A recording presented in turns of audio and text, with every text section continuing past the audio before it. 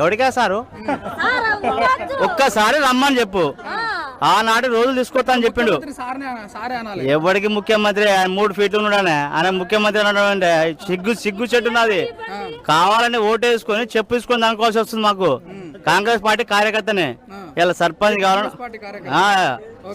కావాలనో ఎంపీటీసీ కావాలనో కోరిక ఉండే మాకు. కాంగ్రెస్ పార్టీ కార్యకర్త ఉండి కాంగ్రెస్ పార్టీని వెనకేసుకోవాలి కదా మీరు. ఎందుకగా మంచి పనులు చేస్తే వీళ్ళంతా మనం మంచి వాళ్ళు అంటారు కానీ చెడ్డోని తంతారు కదయా. చెడ్డోని తంతారు కానీ మంచి వాళ్ళు వీళ్ళంతా రైతులు చూడు. ఆనాటి రోజులు తీసుకొచ్చిండు. పార్టీకి ఇంత దిగదారిపోతుంది.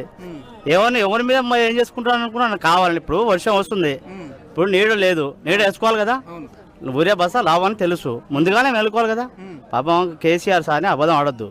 ఆయన ఈ ఊరియా బస్తాలు ఏ షాప్ లో పోయినా దొరికేటి, ఇవాళ దొరుకుతున్నాయి చూడు. ఫోన్ అగో ఇప్పుడు అతను నేను నేర్పినా అన్న. ఒక్క రైతు గింత ఆన 70-50 సంవత్సరాలు. ఈ ముసలోళ్ళకి 4,000 ఇస్తాను మనం. ఇంటింటికి పోయి దండం పెట్టి కావాలని ఓటు వేయించినాం. ఇంటికి పోతే అంతా నన్ను ఏమని చెప్పుకుంటాం. పార్టీని బదనాం చేయడానికి దుష్టు ప్రచారం చేయడానికి వచ్చాను. ఆయన ఎవరిని మంచి అంటే వాళ్ళే ఊళ్ళకి రమ్మని చెప్పండి.